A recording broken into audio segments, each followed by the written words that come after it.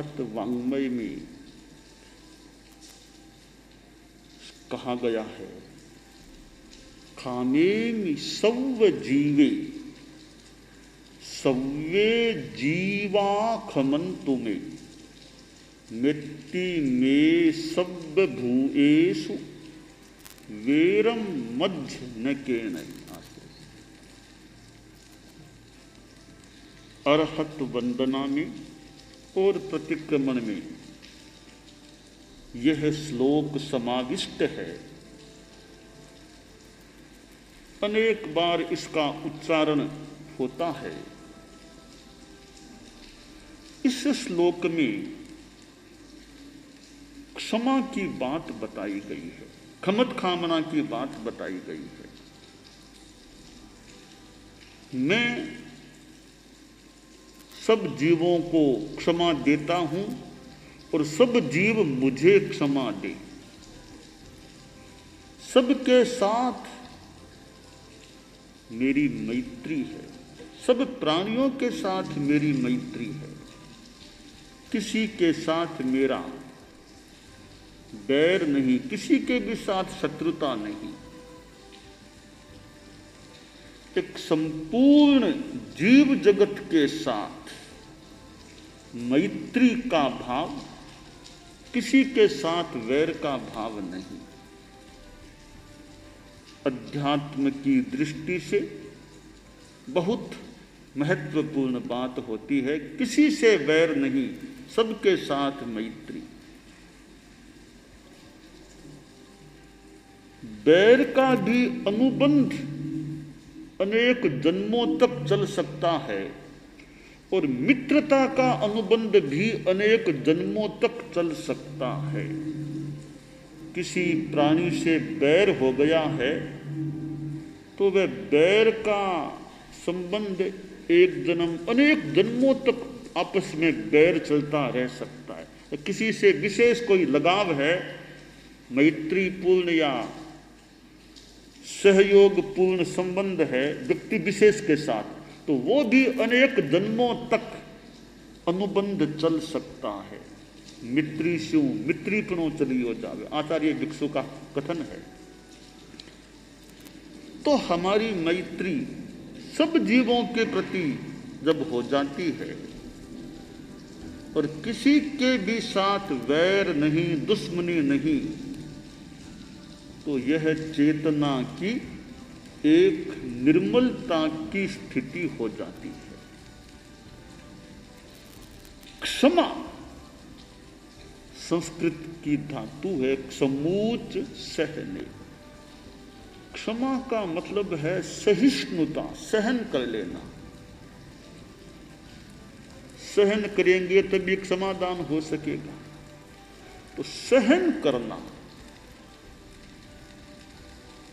हमारे जीवन में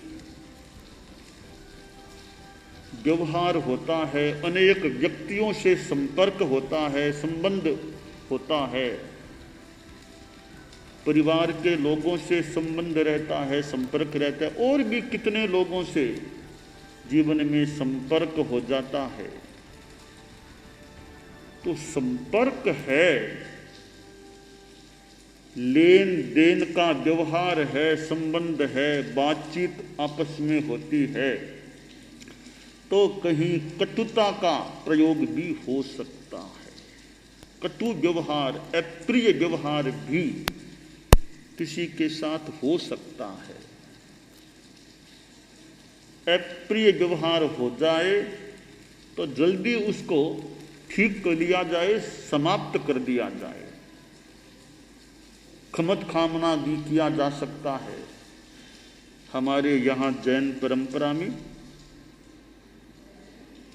ये पक्षी, चातुर्मासिक पक्षी, संवत्सरी का खमत खामना का क्रम विशेषतः हमारे धर्म संघ में वो देख रहे हैं चलता है।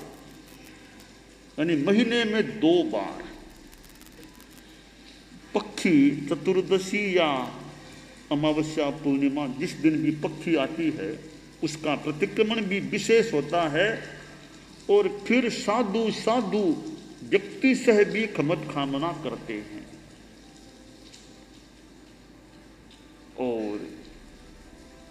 व्यक्तिगत रूप में पास जाकर के बंधन करके खमत खामना किया जाता है। गुरु से भी किया जाता है, आपस में भी किया जाता है। तो यह खमत खामना भी इतने दिनों में कुछ कोई हो गया हो कटु अप्रिय व्यवहार, तो खमत खामना समाप्त है बात। संवत्सरी का तो विशेष खमत खामना, 12 महीनों का खमत खामना, जो कि न केवल साधु गृहस्थ लोग भी संवत्सरी के बाद किस प्रकार मिलजुल करके खमत खामना करते हैं, पत्राचार से भी खमत खामना कर लेते हैं। तो वह तो वार्षिक खमत खामना साधु समाज में नहीं, गृहस्थ समाज में भी प्रचलित है। और जैन शासन का महत्वपूर्ण एक प्रसंग है, वो क्षमापना समारोह भी होता है। तो यह खमत खामना हार्दिक रूप में होता है तो चित्त मन हल्का हो सकता है, प्रसन्न हो सकता है, निर्भर भी हो सकता है। तो कोई प्रतिकूल व्यवहार करे उसको भी सहन करना धर्म है। जो सहता है वह अच्छा रहता है। सहन करो, सफल बनो। जिंदगी में प्रतिकूल स्थितियां आ सकती हैं, कठिनाइयां आ सकती हैं, बस समता रखो, सहन करो, हिम्मत रखो, अभय का भाव रखो। बस सहन करना एक मानव सफलता का साधन है। संत के पास कोई आदमी आया और बोला कि मुनिवर, मैंने लोगों से सुना कि आपको गुस्सा नहीं आता है। कई लोगों से बात की तो लोगों ने कहा ये महाराज मुनि जी हैं, ये कभी गुस्सा नहीं करते हैं। तो मुनिवर, मेरी तो समझ में नहीं आई बात ये कि हाडमास का पुतला, आप तो फिर वृद्ध अवस्था में, युवा अवस्था में हो, कोई कुछ भी कदर गुस्सा नहीं आता, ये कैसे संभव हो सकता है? मुझे तो कोई कुछ कह दे तो तत्काल मैं तो यूं कई बार वापस बोल देता हूं। तो आपके बारे में मैंने सुना, ये बात सही है कि नहीं सही है तो बुद्धिगम्य नहीं है मेरे लिए, तो कि गुस्सा नहीं आए आदमी को। तो ये बात क्या है कि आपको गुस्सा नहीं आता है? नहीं आता तो क्यों नहीं आता? हम इंसान हैं, आप भी इंसान हैं, गुस्सा क्यों नहीं आता? संत ने कहा, देखो तुम गृहस्थों में भी कईयों को गुस्सा बहुत कम आता होगा। एक समान थोड़े हैं सारे, कई गुस्से की प्रकृति के, कई शांत स्वभाव के भी मिल सकते हैं। मैं तो फिर साधु भी हूँ, कुछ स्वभाव भी कुछ बचपन से शांत है, तो लगभग मुझे आवेश गुस्से का काम नहीं पड़ता है। कुछ साधना का जीवन है, से लक्ष्य साधना करते हैं तो लगभग कभी काम नहीं पड़ता तेज बोलने का, गुस्सा करने का। मुनिवर, ये कैसे संभव हो सकता है? कैसे आपने इतनी साधना की है? तो संत ने कहा, देखो एक बात सुनो, एक मैं दृष्टांत के रूप में बता रहा हूं। कोई भविष्य वक्ता, भविष्यवेत्ता तुमको यह कह दे कि 7 दिनों में तुम्हारी मौत है। कोई तुमको मान लो ऐसा कह दे, अच्छा जानकार ज्योतिष का, भविष्य का वेत्ता तुमको यह कह दे कि आज से 7वें दिन तुम्हारी मौत है, 7 दिन बाद तुम नहीं रहोगे इस दुनिया में, फिर तुमको कितना गुस्सा आएगा? बोला, मुनि जी ये कोई कह दे, मुझे विश्वास हो जाए कि मेरी जीवन यात्रा बहुत थोड़ी बची है, फिर तो 6-7 दिन अधिकतम जो होंगे मैं धर्म ध्यान करूंगा, हो सकेगा तो तपस्या संथारा लूंगा, फिर गुस्सा क्यों करूंगा? फिर तो साधना में रहूंगा ना, गुस्सा गुस्से का तो नाम ही क्या। तो क्यों क्या मौत सामने दिखती है, फिर गुस्सा क्यों करूंगा? मौत दिख रही है, मौत, फिर गुस्सा कैसे आएगा मुझे?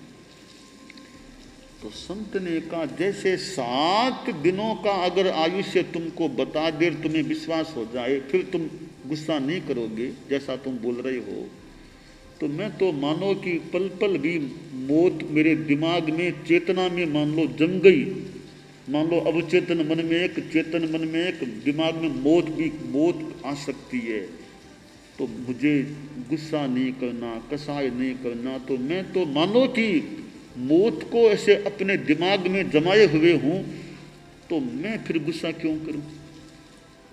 तो मैंने अपने मन को समझाया है, कुछ अनुप्रेक्षा जप चिंतन किया है, चिंतन को अच्छा बनाया है। वैसे मैं बचपन से भी शांत स्वभाव का ही रहा हूं, हो सकता है कोई पिछले जन्मों में भी कुछ साधना की और मैंने गुस्सा को जीतने की या कम करने की, तो मैं आमतौर से लगभग गुस्सा नहीं करता। बोला मुनि जी धन्य है आपको, और आपने मुझे भी जो एक संकेत दिया कि मौत की बात सामने आने पर आदमी गुस्सा आदि से बच सकता है। तो खैर मैं तो आपकी साधना को नमन ही कर सकता हूँ, मेरे में तो भी है कसाय। और 7 दिनों की तो आपने उदाहरण के रूप में कहा, बाकी मैं तो चाहूँगा 7 दिन क्या, मैं तो कई वर्षों तक जीऊँगा, संसार में रहूँगा, ऐसी कामना भी है। परंतु अब यह ध्यान जरूर देने का विचार है कि गुस्सा कैसे कम हो सके, कैसे क्षमाशीलता का विकास हो सके। तो यह क्षमा करना बड़प्पन है। क्षमा बड़न को होत है, छोटन को उत्पात। बड़े आदमी क्षमा कर सकते हैं। देखिए, एक तो आदमी कमजोर है, कायर है, अशक्त है, इसलिए कुछ प्रतिकार नहीं कर सकता, वापिस बोल नहीं सकता, वो तो कमजोरी है कि कमजोरी के कारण से प्रतिकार नहीं कर सकता। सुन लिया, बोले तो खतरा है तो बोल नहीं पाता। एक आदमी सक्षम है, 2 की 4 सुना सकता है और ईंट का जवाब पत्थर से दे सकता है, फिर भी क्षमा, कोई बात नहीं, छोड़ो छोड़ो, कोई खास बात नहीं, क्यों इसमें जाओ, अपने शांति रखो। यह क्षमा, उत्तम क्षमा, सक्षमता में क्षमाशील रहना, यह महत्वपूर्ण बात होती है। क्षमा वीरस्य भूषणम, वीर आदमी का भूषण है, गहना है क्षमा। तो क्षमा करने वाला वीर होता है। भगवान महावीर थे, भगवान महावीर तो बहुत सहन करने वाला, परम सहिष्णु मानव, वो महावीर मानव बन जाता है। तो सक्षमता में क्षमा करना, क्षमा सोबती उस भुजंग को जिसके पास गरल हो, उसे क्या जो दंतहीन विष विहीन विनीत और सरल हो आश्रय। वह सांप जो विषैला है, सक्षम है काटने में, वो शांति धार ले तो बड़ी बात है। विष नहीं, कुछ करने की क्षमता नहीं, निःशक्त है, वो कुछ न करे तो कोई बड़प्पन की बात नहीं। तो आदमी शक्तिशाली होने पर भी कुछ प्रतिक्रिया न करे, प्रतिकार न करे, सहन करे कि मेरा धर्म है सहन करना। धम्मोत्तिकिच्चा शास्त्र की वाणी है, समावयन्ता वयनाभिघाया कन्नंगया दुम्मणियं जनन्ति धम्मोत्तिकिच्चा परमग्गसूरे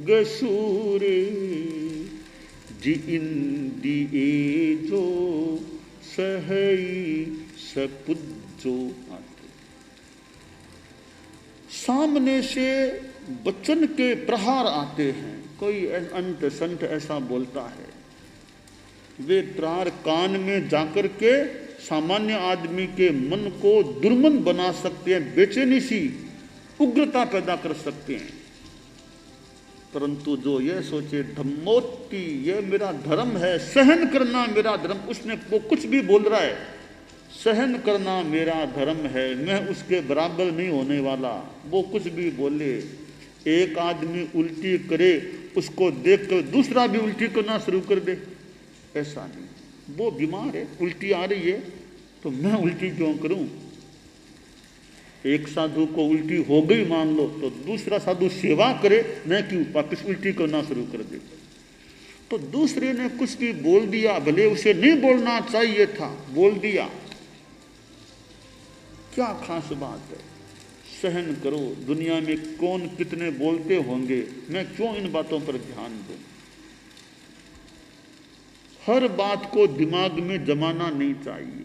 शास्त्र की वाणी है, का अरई के आनंदे इत्थम की अग्रहे चरे, यहाँ अग्रह चले, यानी हम हर किसी बात को ग्रहण मान लो सुन लिया, पर दिमाग में जमाए नहीं। कचरा दिमाग में क्यों रखें? कि बढ़िया चीज हो तो मान लो, ले कचरे को क्यों ले?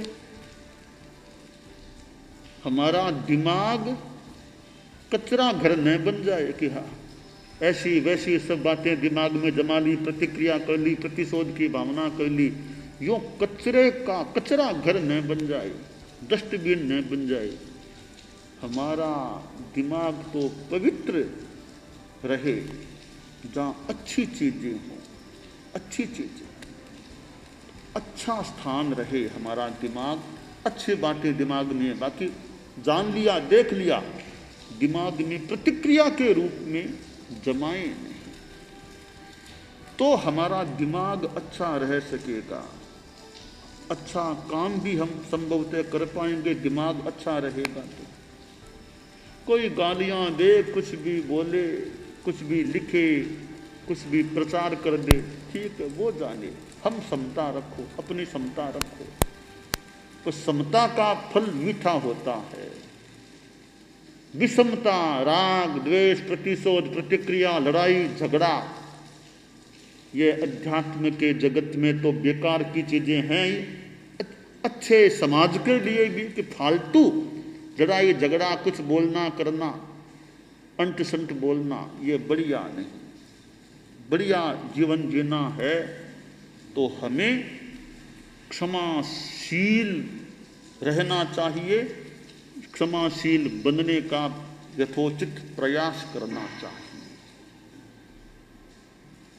कोई गालियां भी दे दे तो दे दे, उनको सुनकर के मन में दुखी भी नहीं बनना चाहिए। ऐसा कह दिया तो कह दिया।